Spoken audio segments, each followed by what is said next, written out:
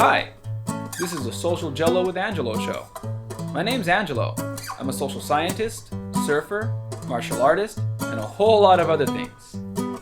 Coming to you live from Kasai City, Japan, the Social Gelo with Angelo show. What's up, and welcome to Social Gelo with Angelo. I'm here today with guest Joey Gaytan, and he is a pro wrestler. We're going to be talking about the connection between MMA and pro wrestling.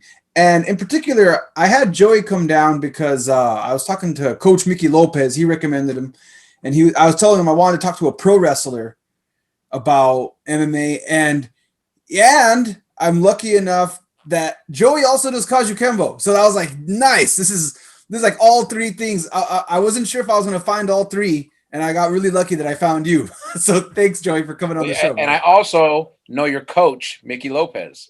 Yeah, I know him personally.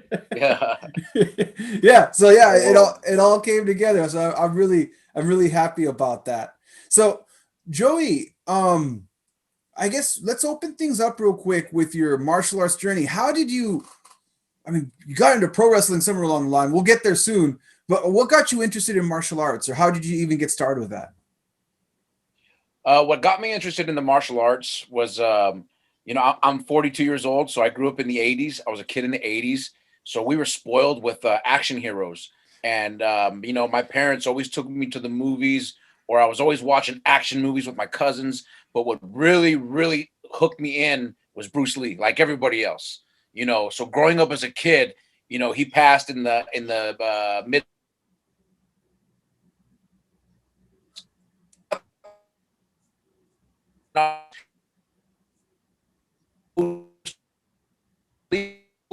Like big time in the 80s, and as a kid you just wanted to emulate that. As a matter of fact, I wanted to emulate that so bad. I remember this one time at camp. I remember this one time my mom had hired a belly dancer for my father for his birthday party.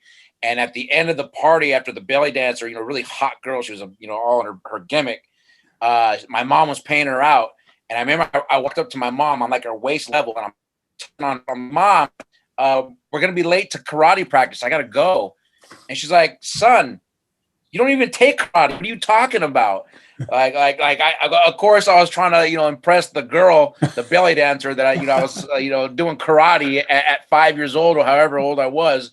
But I remember at that age, like I wanted to do karate so bad, but I never really got into it.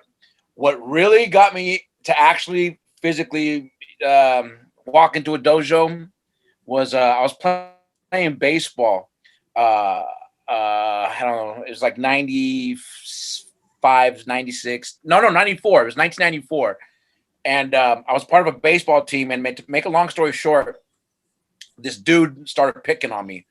And he put his hand under his shirt like he was like this, like he had a knife. And I'm a kid. I play with toys and I play sports. I'm not a criminal. I don't stab people. But he made me mad. He made me really mad. So when he acted like he was going to stab me, we were at baseball practice, so I grabbed a baseball bat. You know what I mean? So I'll take a chance with the knife and the bat. But he made me so mad that I wanted to figure out how to fight physically with my hands. What if you don't have a bat? What if you don't have a knife? What if he has a knife? You have nothing. So this was, I was probably a sophomore in high school. This is the 90s, So I walked into Bob Hernandez Kajukenbo in Union City, California. And I took it from there, like every white belt, learning the forms and the concentrations and the pinions, and then from all the way from the 94 to about 99, 2000, I made it all up to my brown belt. And I did all the tournaments. I did all the Kajukenbo tournaments. And one of the things I loved about my at the time, his name was Sifu, Bob Hernandez. He's now Sigung. At the time, he was a Sifu. And this is one of the most coolest things about doing the tournaments. You go to the high school gyms. It's nothing fancy, but there's a lot of people. And when you're a kid, you know, that's awesome. You're like, because my dream was always to be a professional wrestler, an actor, a pro wrestler, and a rock and roll star. I've done okay with 2. I can't sing a lick, so I haven't done nothing with that. But when you're a kid in the 90s, and this is before social media, and your dream is you want to be a performer, dude, these karate tournaments were off the hook because you had hundreds of people. And then sometimes, you know, they had 4 or 5 fights in one area, and sometimes the higher up you'd make it, you'd get a bigger area and more attention. So man, they made these fights awesome, man. So, you know, I did pretty good on the little tournament scene, you know, nothing really fancy, nothing. But one of my sorry if I'm rambling, but one of my favorite things about this tournament deal was my Sifu at the time, Bob Hernandez. He taught me this really dope. I was known. You can ask your coach Mickey about this. Maybe he remembers, maybe not. He kicked my ass more than anything. I used to have a nice spinning. I guess you'd call it a spinning hook kick. Yeah, I had a spinning hook kick, a really nice one. And I used to get a lot of people on that one in the tournaments and yada yada yada. Well, there's one time the kid had no chance, and he had his hands up. And I did one of those deals, and I knocked the wind out of him, and he fell, knocked out. And, you know, in the tournament deal, you got to get down on your knees, and you got to face the other way. So it's, you know, your sign of respect and stuff like that. And then my Sifu walks up to me, and he has his arms all crossed, and he's just like, he walks up to me, and he leans into me. He leans into my ear, and he goes, you know that kick you just did? I want you to do it again. And then he leans back out like that. I was like, oh shit. I was like, oh damn. I was like, damn. I thought he was gonna like yell at me and like condemn me and like, how could you hurt that kid like that? But no, he told me to do it again because you know that kid's hurt now because he was scared. So I went straight for it again. And anyways, I won that one, by the way. That was very Cobra Kai. Yes, but you know what though? What's awesome is he's such a sweet man. Him and his family, his son. You know, and you know what? And this was before social media. I can't stress this enough, man. We used to just get together and we used to just spar. You know, outside of class, we had groups. That's how I know your coach, Mickey. I'm gonna tell you a funny story. Let me tell you. My brown belt. That was about as far as I got with Kajukenbo because I moved to LA and you know I just got into so many different things. I stopped training. You know, with a school. Remember AOL in the chat rooms and stuff like that? Yeah. So so I used to teach aerobics at a gym, and we would call it Joey Bo. It was like Taibo. Remember Taibo? Yeah. So it was like a rip off of that. And I used to have access to this gym that had a really padded floor, and we used to go in there. We used to roll. See, the one thing I love about Kajukenbo is it's everything goes. It's everything goes. It's 4 systems into one. Ka, which is Korean karate, judo, kempo, and bo, Chinese boxing, kung fu. So you get all these systems implemented into one fighting system. So there's no if there's no honor. You're gonna kick a guy in the nuts to win. You're gonna do it. We used to get together outside of class on the weekends. Me, Mickey, a good friend of mine named Dominic Alvarez, who's really a high-ranking black belt right now in Kajukenbo. We used to get together and we used to roll. That's what we would call it, grappling. We used to grapple. So we would implement the stand-up fighting of Kajukenbo. And like most fighters know, all fights go to the floor. Whether you fall, they fall, you both fall, you're fighting in a bar, you slip, you're fighting in a bathroom stall, you slip. So you got to be prepared to fight up top and down. And that's one of the beautiful things about Kajukenbo. And we used to implement the rolling on Sundays at this gym that I used to teach aerobics at, Joey Bo. So We had a few good classes, just us, me, Mickey, Dominic, and another good friend of ours named Spencer at the time. Really good rolling sessions. I learned a lot. We used to work on a screama. We used to do all kinds of stuff outside of class. And then Mickey, your coach Mickey, was chatting on the internet in the chat rooms with other grapplers in the Bay Area. This was in the San Francisco Bay Area. This had to be, I don't know, 98, 99. This had to be 98, 99. So this is when chat rooms were big. There was no social media. And he's chatting away with other grapplers, inviting them to come grapple with us. Yeah. Like, we're just chill dudes. We're cool, man. You know, we like to really chill and just do our thing and like more flow and learn from each other. We're not trying to grapple with the strangers and fight people. Well, Mickey, your coach Mickey, he invited this guy over, and this guy, let's just say he wasn't the sharpest knife in the drawer. He was a few bricks short of a load if you pick up what I'm laying down. Yeah. The wheel was turning, but the rat was dead, is what I'm trying to say. He invited this guy over, right? And we're all grappling in gym shirts, you know, tank tops, you know, gym shorts. You know, we're boys. He shows up in a gi, a black belt, and a gi, like all serious. And right away, he took a very big dislike to me for some reason. And I had really long blonde hair and tattoos. And, you know, I was kind of cocky back then. Pro wrestling humbled me. Being a pro wrestler absolutely humbled me. Meeting and being in the ring and in bars with people who kill me humbled me. And just people who are better than you at what you want to do humbled me. So back then I wasn't as humbled because I was still on my way up, trying to like prove everything. So I was a slim, trim, 145 pounds of muscle and steel and sex appeal. And this big guy, he was a big guy, and just he looked like he was built like a brick shithouse. He was just so big, and he comes all serious. And right away, he starts fighting with me. So we start stand-up fighting. No. I'm lying. Let me take that back. We start grappling. We're grappling. And he's on top of me. And he outweighed me by like probably 3 people. And he's just on top of me saying, go wherever you want to go.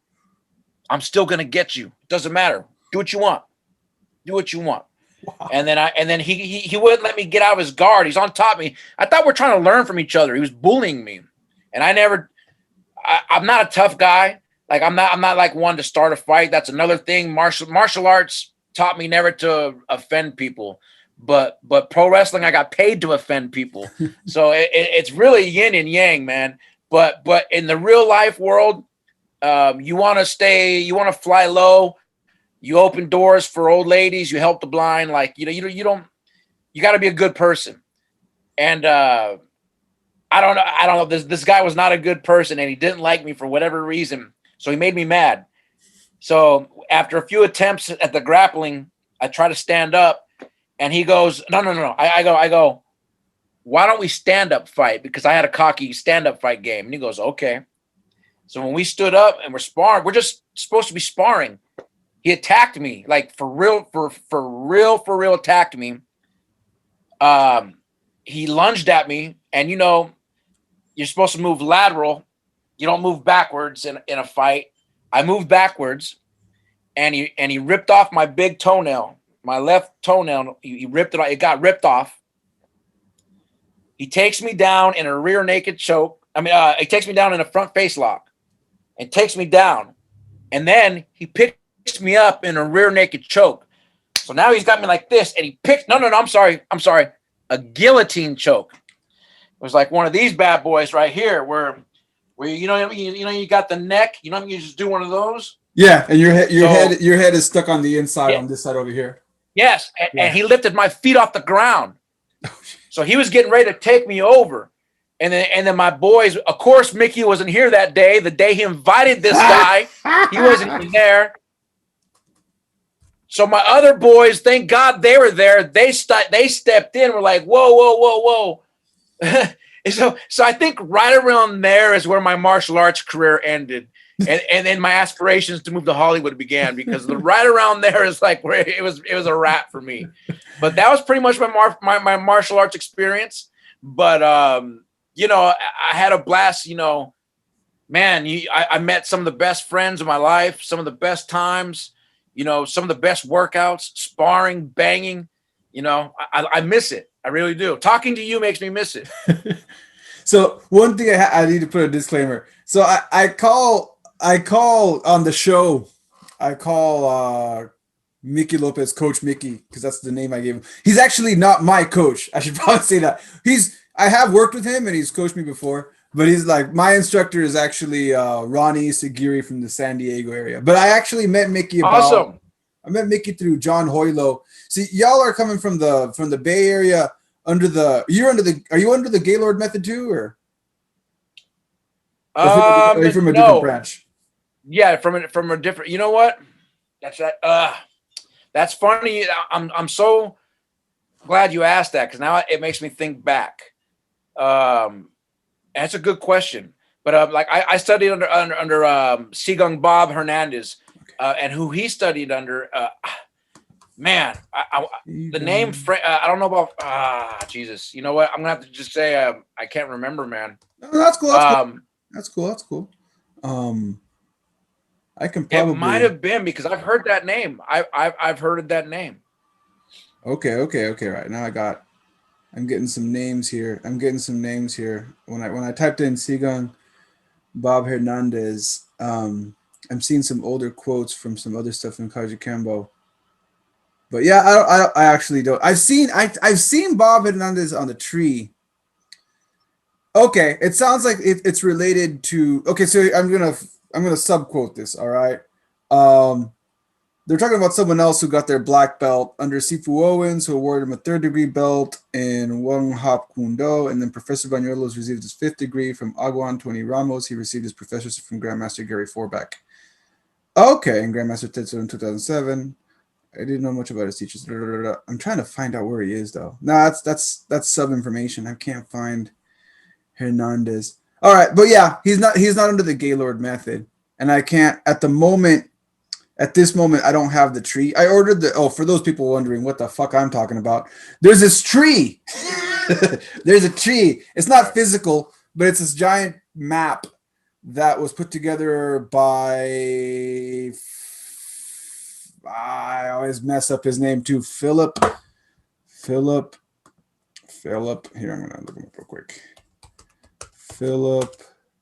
You know, it's Philip Gelinas. Philip Gelinas. He comes out of Canada, and he's put together this tree. But just for any Kajukenbo people listening, Joey doesn't know, and we're gonna have to stop there as far as the history is concerned, because I'm not going to try to attempt to put wrong names out there and get yelled at later. Yeah. No. Yeah.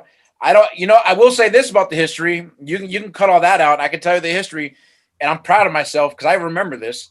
I haven't trained, in a school for 20 plus years, but I remember the number one guy who at the head of the tree, and you could put this out there, is Adriano Emperado. That's Adriano right. J. Emperado. Yes. And it started with him, and it started in Hawaii, and it's 4. Is it 4 or is it 5? Is it 4 or 5 systems put into one? It's 5. Yeah, Kajukenbo. Ka for karate, Ju for judo, Ken for kempo, and then kung fu. So it's according to the acronym, it's 4. And then some people will say that the judo jujitsu makes it 5.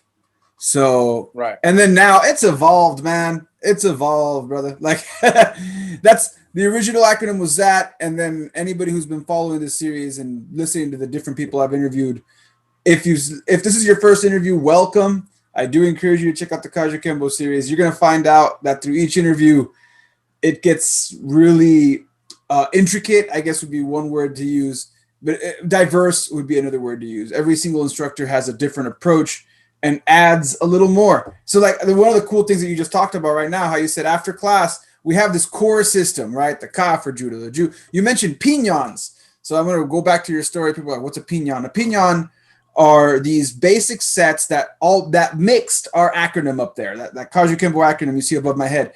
They made these forms that mimicked that they came up with themselves. They grabbed a little bit from each art and came up with these movements that they decided to make for their system. So because of that, we'd stick to that, and then our sparring was always open. We always were allowed to quote unquote bang or go light contact, but during sparring, there was very little that was controlled. Like you said, if there was a clinch, maybe it was up to the instructor and what they were working that day. So if you're going to have a kickboxing tournament, of course you're going to focus on kickboxing. But if you're just having Kajukenbo sparring, it's pretty much an agreement between you and your sparring partner on what the rules will be. And if the rules are no rules, then again, I'm not trying to make it sound hardcore. I've said this before. I lean away from trying to make it sound more hardcore than it is, because everybody, I hate the word hardcore. Like, anybody who goes with me, it's hardcore. I immediately, in my mind, it must not be that hardcore. You shouldn't have to say it. You shouldn't have to say it if it's that hardcore. But I am going to say it's a very loose rule set. I think that would be the best way to say it. Yeah, you said another word, bang. That's what we used to call it. And what we would do was they would say sparring night, and man, we would all like. I'm not even just saying this. Just I'm not trying to lie to kick it. When we knew we were going to spar, there's a few select of us that would we'd smile and look at each other like, yeah. It's because we knew, okay, I could bang with him. I could bang with him. All right, she's kind of new. She's just starting to start, but we still kind of sparred with the girls the same as the dudes, the same with wrestling. When you body slam her the same way, you're going to give it to a dude. So we would treat the girls the same way at Hernandez Kajukenbo. As a human, you can't bang on this little girl who just started. You know what I'm saying? You got to work with her. So you work a line. There's a line. So, you get up with the person, and then you guys just start going at it a little bit, and then they go switch. Next guy comes up. All right, this guy's a little more advanced. All right, boom, boom, boom, boom, boom. Okay. And then there's a guy that you're kind of competitive with, and then you guys start going at it. Man, I love it. I love Kajukenbo, and that, you know what? And I've kind of flirted with learning other disciplines, but I really love the free range of Kajukenbo. Like, really seriously, like having a Sifu or a Sigung saying, "Hey, listen, man, if you got to bite the guy in the dick, just fuck." He never said that, but I'm just saying, like, if you got to bite somebody somewhere to get out of a hold or get out of danger, then that's what you got to do. I really love that. I really love that mentality. Yeah, yeah, and everything was a weapon on your body. Everything was a weapon. Your knees, your elbows, your head, biting. Your fists. Everything was a weapon. They taught us how to use everything. Yeah, and that's the beauty of Kajukenbo. People always ask me, like, because I'm very similar. I've fought in MMA and I've done a lot of stuff, but I was talking to another Kajukenbo instructor, and we were talking about how we get bored easily. Like, if you told me, hey, we're just going to be doing, and I also study, I also study Brazilian Jiu-Jitsu, and I've studied kickboxing. I've put myself in these situations where I study one system, but I get bored. Like, I get bored. I'm cool with it. I'll do it. I like it. I enjoy it. I'll keep practicing it, but I still always want to come back to my Kajukenbo because I'm allowed to do more stuff. I'm just allowed to do more stuff. I love MMA. I love training MMA. I love sparring MMA. I'm retired, but I do enjoy it. I do enjoy the sparring, but I get frustrated with stuff like, oh man, I can't grab his shirt. He's wearing I remember the first time I did MMA, I came from Kajukenbo thinking that I was humble at that point. I was like, these MMA guys know something I don't, because I don't do MMA. Right. I've never fought in a cage. I've only fought at the Kajukenbo at the open tournaments in the high school auditoriums or college auditoriums. I did a few MMA tournaments in that same setting. By the way, I did MMA tournaments in that same setting. I've been to MMA fights in that same setting. Yeah. So there was no cage, but we had the same rules and no mats. But so like, wow. just that hard basketball floor. So like, I've landed on a few of those again. Like, but I figured they do something different. So when I went in, I remember we started up. Okay, let's do some MMA sparring. All right, cool. So the guy comes in to do a double leg takedown. I stuff the takedown and I grab his shirt. I grab his shirt and do our takedown where we grab the two back of the gi and we do that little judo takedown. I grab his rash guard and do that, and he gets upset. He got flustered. Like I threw him on the ground. He's like, "Stop, stop!" And it's in Japanese. He's like, "You're not allowed to grab my shirt in MMA, and you broke the rules. And this is an expensive shirt, bro. Like this rash guard's like $80. You're gonna rip it." And I'm like, "Whoa, whoa, whoa! I didn't know that. I'm Right. sorry. I didn't know those were the Right. rules." Like, okay, well, explain to me the rules one more time. So I can't grab the shirt. Can I grab the shorts? Because the shorts are a little loose. No, you can't grab the shorts. Okay, cool. Okay, all right, now I know. But yeah, Kajukenbo doesn't have that stuff. Yeah, right. Yeah. So you did a Kajukenbo through Ananda's Kajukenbo. That was the first martial art you actually got into. Like you started with Kajukenbo. You had a lot of inspirations. Bruce Lee. You mentioned when I'm guessing Steven Seagal, watching Steven Seagal growing up. Steven I used to Seagal. really love Steven Seagal. I mean, Jean-Claude Van Damme.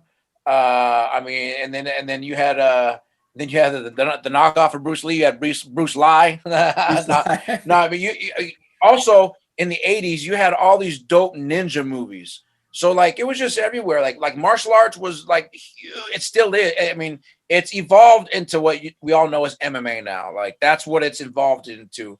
But yeah, bro, it was just so huge in the 80s, man. So I had a lot of inspirations from Hollywood. Anything I saw on film and watching the fighting sequences, the choreography, that's what made me really made me want to come out. You know, was watching martial arts on TV and seeing it in the movies, seeing it on the movie screen.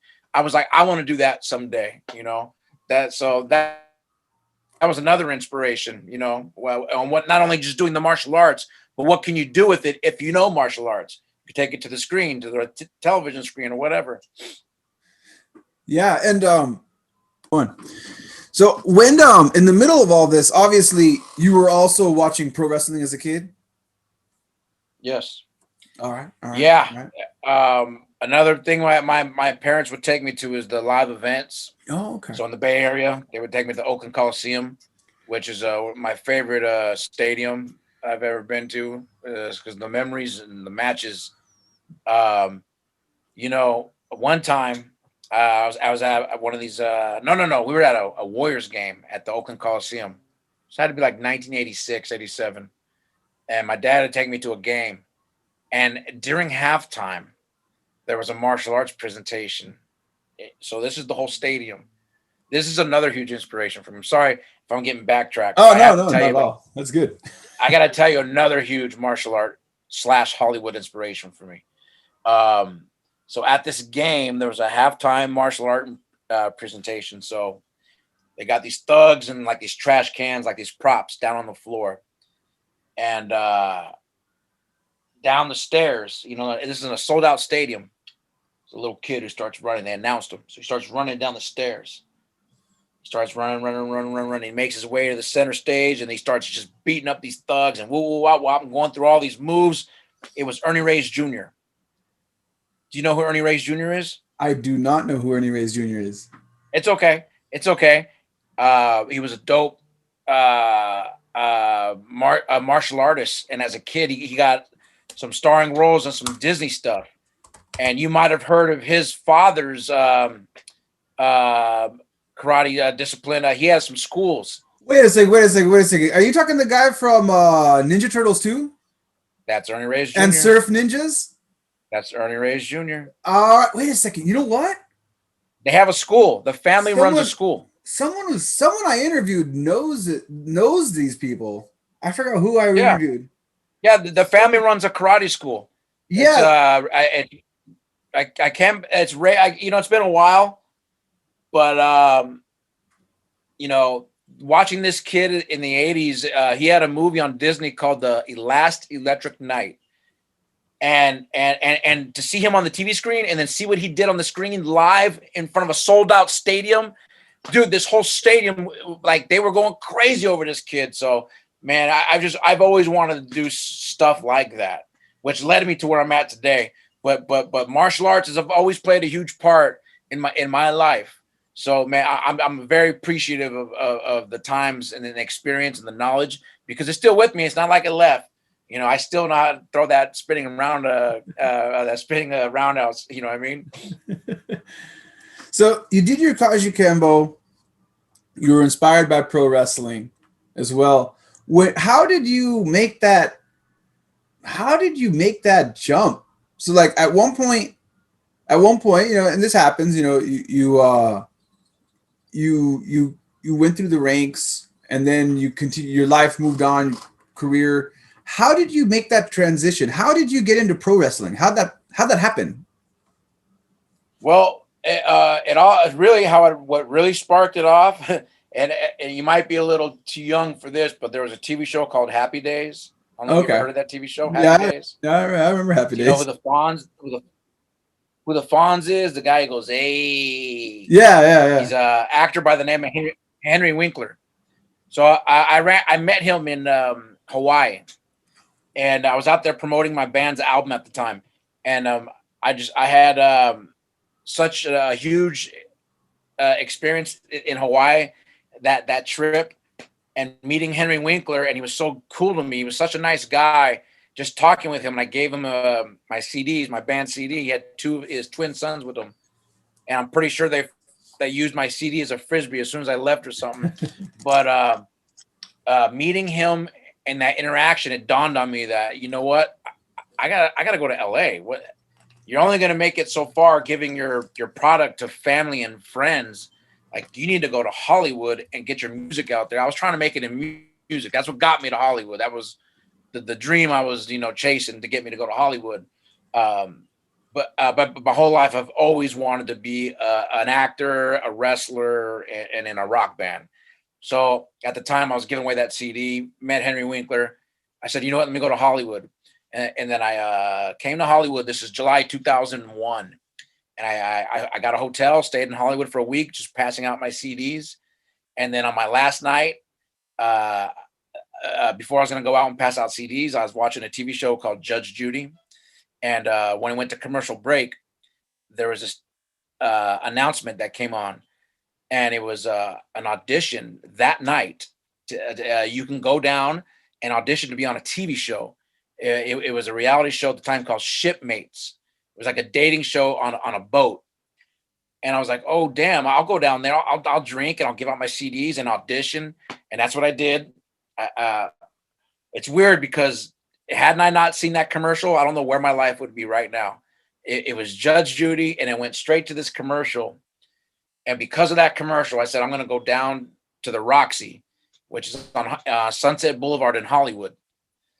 And I went down there.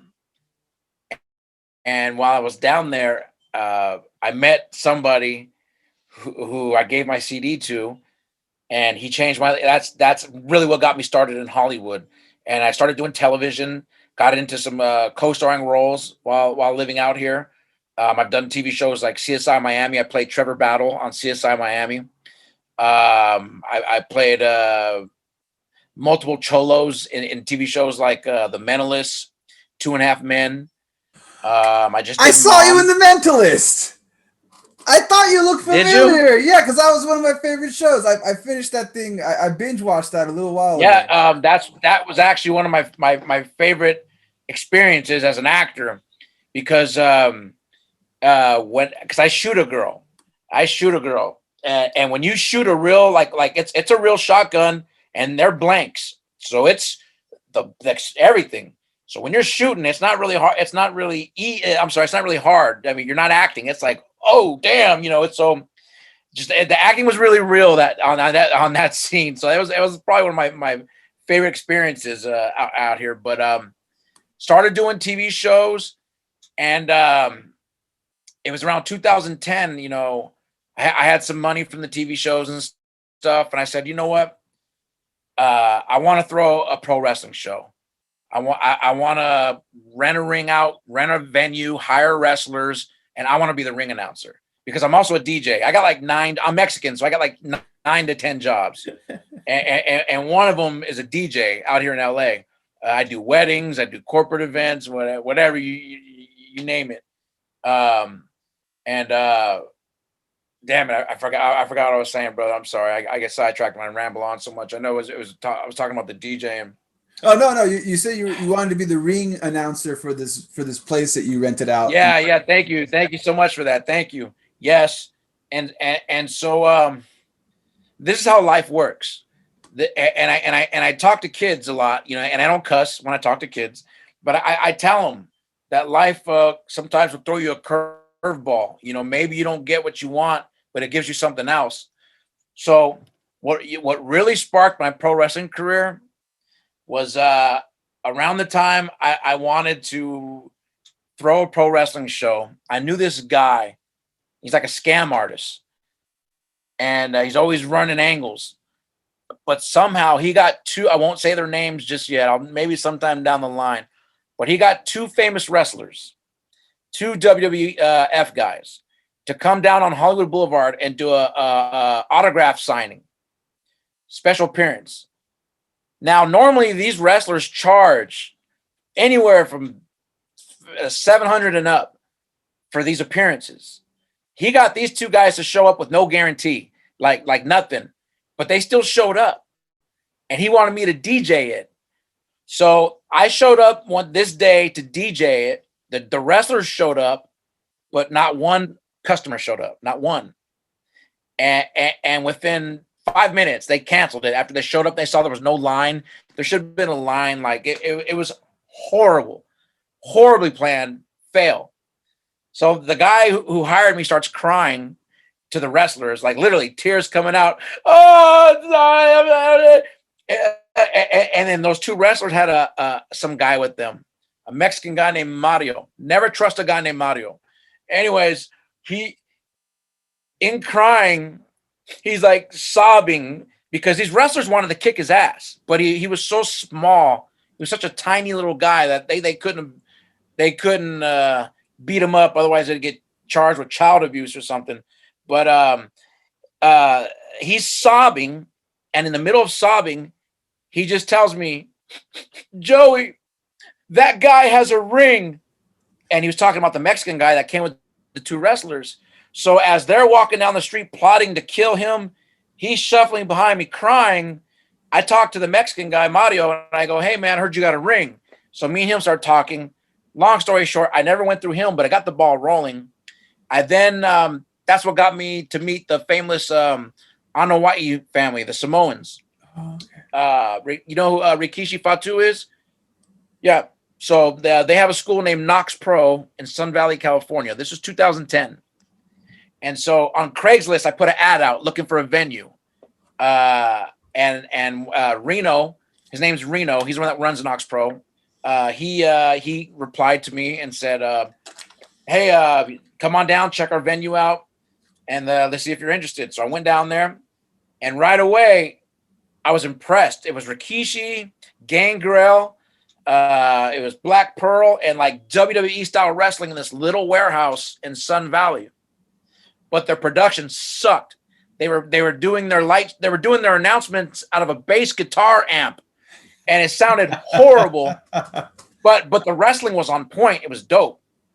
So when I went to the venue, my whole perspective changed, and I said, wait a minute, maybe I could run their lights and sound. I got all my own equipment because I just wanted to be around the wrestling. I could have been a wrestler a long time ago, but to be honest, the risk that we take and the risk that wrestlers take, I never thought I could do it. So I didn't come to this wrestling school thinking I was going to be a wrestler, but I wanted to be around it. So I got to the school. I started working with them, doing the DJing, the lights. I started playing the music to when the wrestlers would go to the ring. And I would announce, ladies and gentlemen, welcome to the experience. Like I would do all the ring announcing. And then, the wrestlers would come to the ring. I would announce them, weighing in at 125 pounds of muscle and steel and sex appeal from Hollywood, California, TMD. I would do all that shit. And then I would play the music, run all the lights. And then they heard me on the microphone. And they're like, damn, you should be part of the show. You should be a manager. You should be on the microphone. I was like, okay, I'll do that. That's what I've always wanted to do. Anyways, I was just trying to do all this just to get in, any way I can get my foot in the business. And once I got the green light to be a manager, I've watched wrestling my whole life, and I love managers. My favorite manager of all time is Bobby the Brain Heenan. I'm old school. I don't know if you know of any managers right now because there's not any, but all the greatest managers came from the 80s. Bobby the Brain Heenan, Mr. Fuji, Sherry Martel, Scary Sherry, Miss Elizabeth. The list goes. Slick, the Reverend Slick. I was like, I can do that for sure. I can go out there and talk on the microphone and do all that kind of stuff. It was the bumps and the falls and the impact and the physicality. I didn't know if I could do that.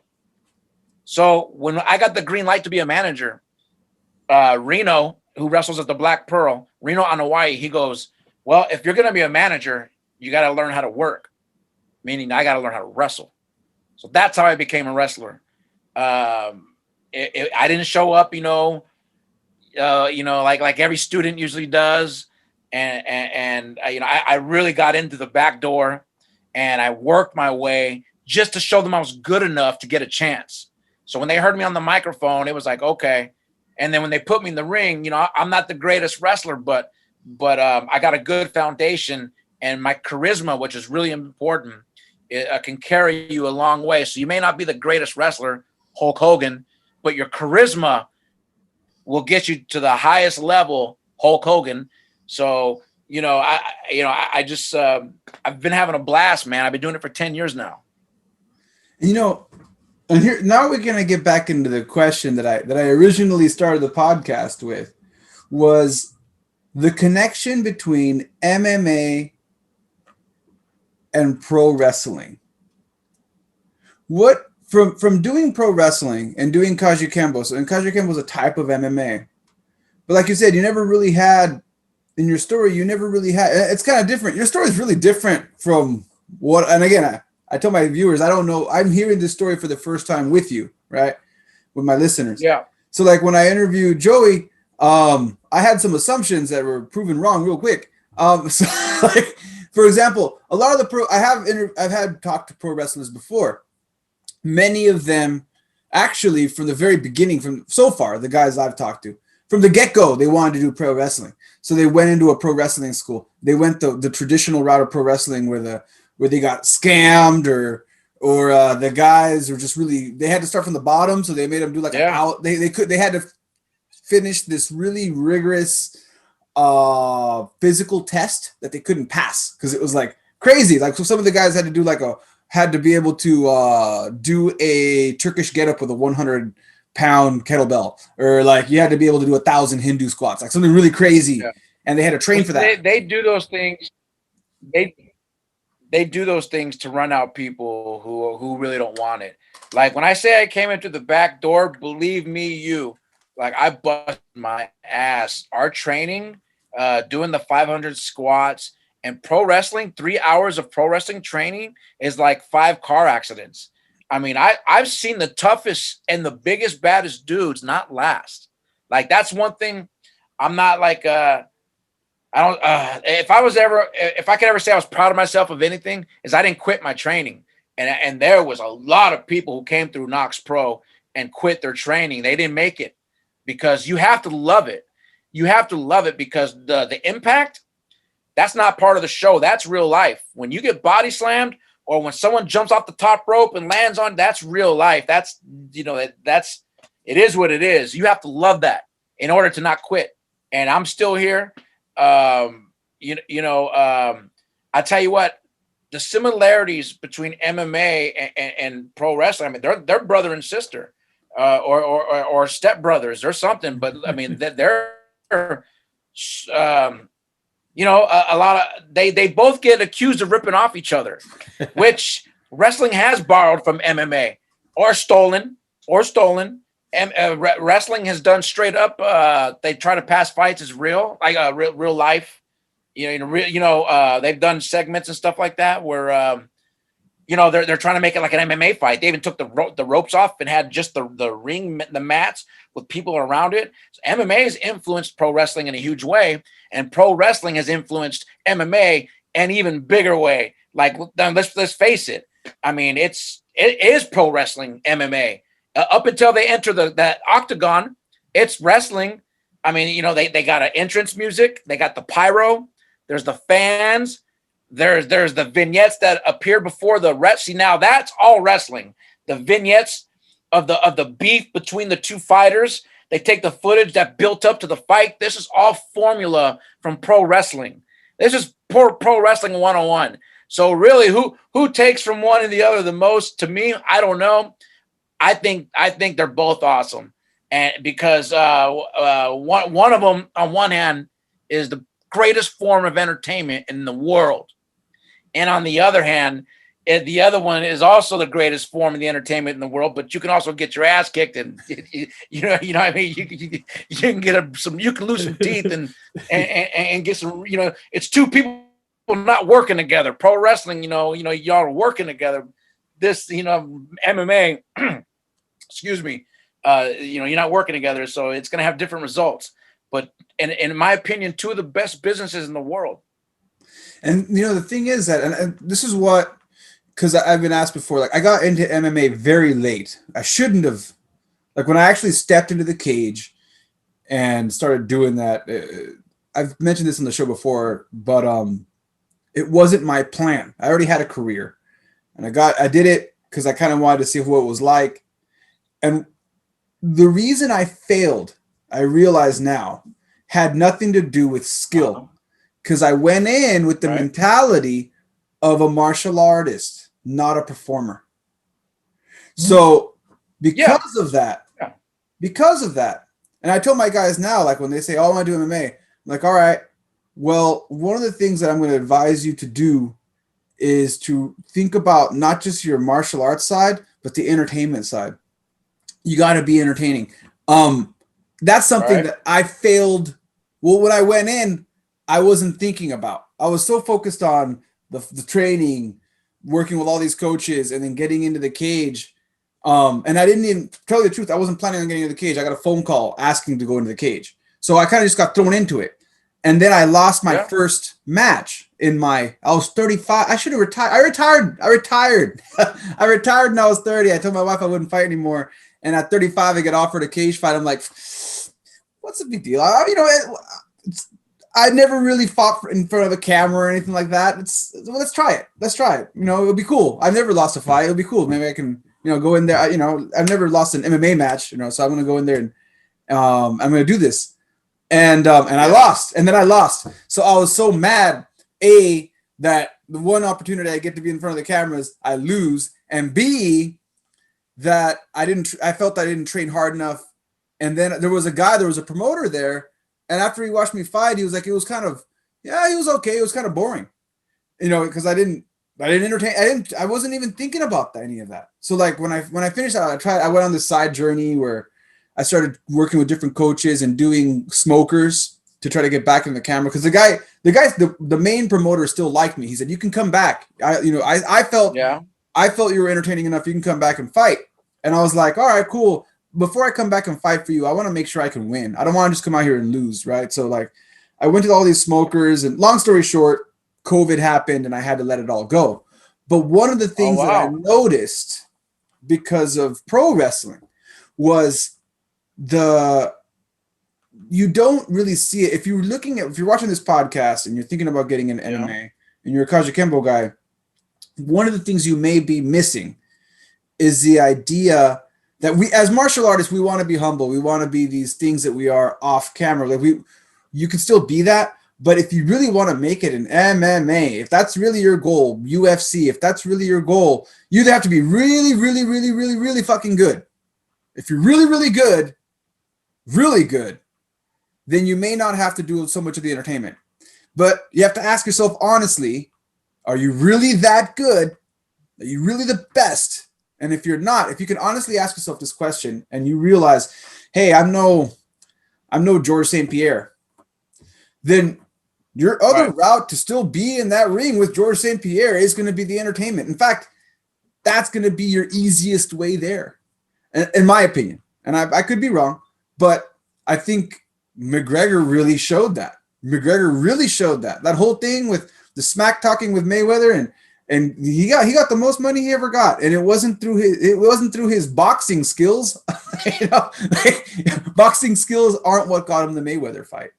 So I think that's one of the things that's one of the reasons I've been talking to pro wrestlers and kind of getting that message out there, that for anybody watching the show who's interested in MMA, you really want to learn something. Pro wrestling is definitely in my opinion, one of the places to start looking. So absolutely. You started doing your pro wrestling training. Was there any crossover, like between the stuff you remembered from Kajukenbo and the stuff you were learning in pro wrestling? Was there ever what kind of similarities or differences did you notice in the training? Absolutely. I implemented martial art moves into my my repertoire, if you will. Absolutely. And in pro wrestling, you can't elbow people, and you're not supposed to hit closed fists. So there's some things you can't do that you can do in martial arts, but you can kick, and I definitely still implement that spinning roundhouse kick to people. So I'm still knocking people out with that same kick that I learned in Union City. I'm taking around the United States, and kicking people still with it. Reading the body, reading the movement, flowing. That was another important thing I learned with Kajukenbo, is flowing. And, when you're in the ring, just sizing up your opponent and just flowing, and it's an action reaction type of deal. So, that's, yeah, man. Yeah. And I don't know where I was going with that. No, that works. That answers the question. So now, I try not to talk about this part of what's happening. I mentioned a little bit during my story, but I still think, without getting into anything too negative, how has right now, for those of you listening, just to kind of I'm going to use the wrong word, to not put a time stamp on this episode, but to still kind of relevantly let anybody know who's watching this in the future what was happening while we recorded this. It's 2021 now, May 15th, and I don't know when this thing will release, but how has COVID affected the pro wrestling community as far as like how they're putting their shows out there, how that's working? Oh man, like every other business that has been affected. I mean, it's stopped customers at the door, just like every movie theater, restaurant, and without the people, you can't have a show. So the pro wrestling business has learned to adapt, like all the other type of businesses. It's learned to adapt. So now, in most parts of the United States, now it's lifting up. But like in the early, I've been wrestling the entire time through COVID. And I've gotten tested every time. I've tested negative every time. So I was going to Florida a lot. I still go to Florida. I'm in Florida like every other month. In Florida, what I'm trying to get at is you have nobody in the audience. So you have to stream your shows. And, you might make money off of advertisement. You might get money off of like those likes and stars and stuff like that. If you're doing the Facebook deal, you make a little bit of money here and there. Which for me, wrestling to an empty crowd wasn't a big deal because the way we were trained, we wrestled to nobody. You wrestle to one person, Rikishi, and he's a WWE Hall of Famer, and he's almost 400 pounds, and he's Samoan. He'll kill you. I don't know what's more nerve-wracking, just wrestling in front of him or in front of 500 strangers. Probably just in front of Kishi. But we had no problem wrestling in front of nobody. So wherever I went, I had no problem with it. Other wrestlers, it affects you because of energy level too. There's an energy when you're behind a curtain and there's that roaring crowd, or maybe the loud crowd of 250 outside that other curtain. And, if you love what you do, you're going to, it's an adrenaline you get. And without that, you got to mentally check in. And as an actor, I mean, it doesn't take much for me to tap in. Like I'm excited. I don't care if there's nobody in the audience. I'm stepping in a pro wrestling ring. It's my dream come true. So I don't care for me. But pro wrestling did take a huge hit. But now it looks like it's coming back. It's funny because my wrestling schedule is more busier now than it's ever been in the last few years. So I don't know if that's just because people want to, I don't know. I guess it's a good sign is what I'm trying to say. But yeah, no, it was a huge hit, but things are looking up for the pro wrestling business. That's awesome. And so right now, what are your plans for the future? What are you planning? Where do you want to go next? What are your goals for yourself? I'm 42 years old. I've been wrestling for 10 years. So, as a WWE, AEW superstar, ROH, probably not on the agenda, probably not on my plate. That's a whole nother level. There's there's levels to this game, and that's a whole nother level. One of my closest friends is on that level. If you guys are out there, look up Jacob Fatu, the Samoan werewolf. He'll be in WWE. That's somebody I came up with and trained with. For me, I think I really want to focus on acting. Acting's been my bread and butter for the last 20 years out here in Hollywood. From doing all the I've done commercials, television shows, movies. And that's really what I want to do. And still wrestle for as long as I can. But yeah, man, and just have fun and just be happy. Those are all my goals. Right now, I just filmed an episode of On My Block, which is a Netflix show. And then I'm in talks right now with working on another movie with, just keep busy is what I'm trying to do. That's all we can do. And do you have any, we're kind of moving into the wrap up of the show now, but do you have any social media outlets or anything you want to promote? Yeah, you can check me out on Instagram, TMD_entertainment, Facebook /TMD ENT, YouTube, just type in Pro Wrestler TMD or TMD, and you can check out my tag team that I'm in, the Rock and Rodeo Express. I produced 2 music videos, by the way. I don't want to toot my own horn, but toot. So if you go to YouTube, you type in the Rock and Rodeo Express, you'll see the 2 music videos that I produced and wrote and directed and starred in. I pulled a Sylvester Stallone. I wrote it, I produced it, starred it. You know what I mean? So yeah, that's pretty much my deal. And then you can check me out on my Tinder page. Or never mind. Wait, Tinder. Never mind. Sorry. Never mind. Well, you heard it here, folks. Go ahead and definitely check out Joey's work. For the wrap up, thank you very much for listening to Social Jello with Angelo. I hate saying this, but smash that like button, smash that subscribe button. I know I sound cheesy saying that every fucking time, but it really helps us. You don't, bro. You don't. You know why? Your branding. This coming from a wrestler to you and your show, you have to educate people. You have to brand. You have to push. You have to get the word out. And in today's element, like that's how you got to do it. See, back in the days, I had to hang up posters on phone poles. You know what I mean? I had to hang up flyers. That's how I've been doing this for a long time. Been doing what I've been doing. So that's what you got to do. You got to get the word out there. So don't feel bad, man. Tell them, do it again. Run it back.